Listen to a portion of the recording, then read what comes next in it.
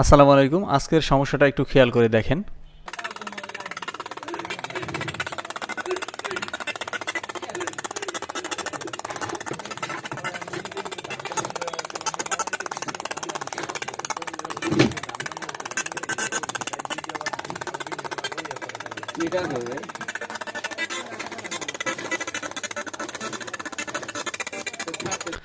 তো আমরা এখানে বুঝলাম যে এটার স্পিকারের সমস্যা। তো আমরা এবার এটার স্পিকারটা একটু চেক দেই। যারা টেকনিশিয়ান আছেন, আজকের ভিডিওটা খুবই স্পেশাল হবে, একটু মনোযোগ সহকারে দেখতে থাকুন।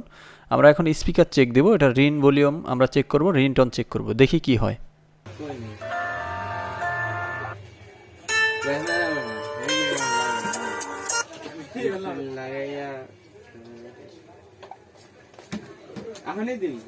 সিম দে বেড়া পরে ঠাড়া দিবি।